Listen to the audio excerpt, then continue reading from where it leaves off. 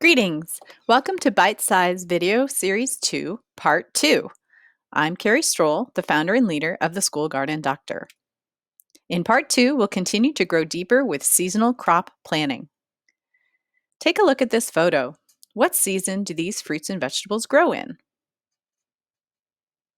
Although you might find them in the grocery store year-round, eggplant and peppers only grow in Napa in the summer. In fact, any plant that makes a colorful, juicy fruit is grown in a warm climate. Think about the red flesh of tomatoes, strawberries, and watermelon. Compare that to the green leafy lettuces and kale, or root vegetables such as carrots and onions.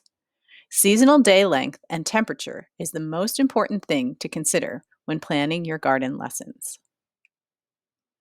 We know from research that as few as 9 lessons can impact students' preferences for fruits and vegetables. Imagine what a lesson a week can accomplish. One key to getting kids to try new vegetables is having high-quality, fresh options. Picking ripe crops ensures that the taste will be optimal. If you're not sure when fruits and vegetables are ready to harvest, check out this resource online that provides guidelines for how to know different varieties of different crops. Another factor is starting with the familiar and gradually moving to the more exotic. For example, most kids have tried salsa, but how many have tried the ingredients of salsa by themselves? A simple activity called Have You Tried or Would You Try is a great way to get kids thinking about their willingness to taste. In Bite Size Video Series 3, I'll introduce a simple tomato taste test. Growing a salsa garden requires advanced planning. Let's take a look at a year in the life of a salsa bed. If you like garlic or onion in your salsa, these need to be planted in the fall. Garlic is very easy to plant with kids. Separate each clove, leave the papery skin on, and plant the pointy side facing up about 1 to 2 inches below the soil and about 8 inches apart. I like to use farmer measurements, which is the distance between your thumb and pinky when extended. Onion sets are similar. You can find them in the bulb section of a plant store starting in the fall.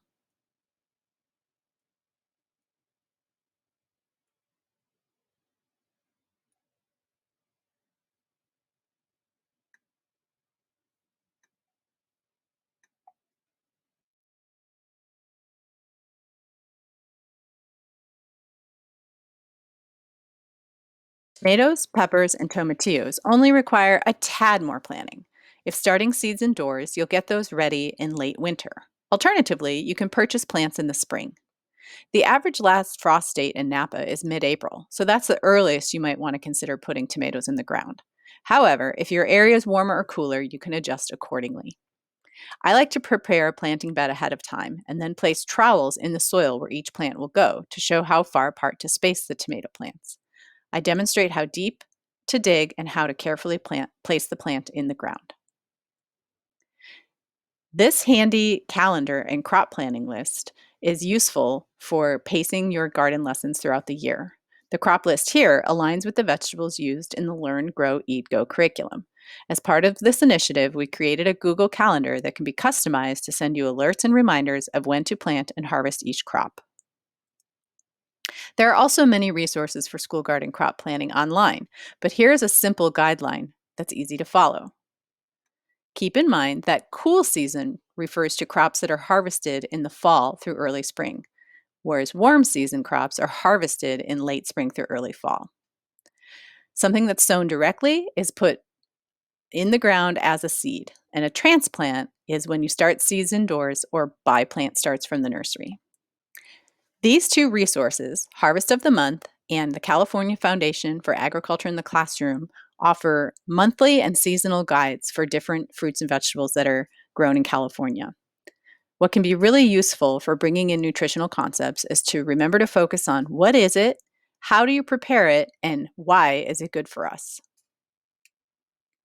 If you want more support with your crop planning, be sure to check out this bonus bite where Christine introduces how to use seed packets to plan and organize your garden for each season. As always, contact me if you have any further questions.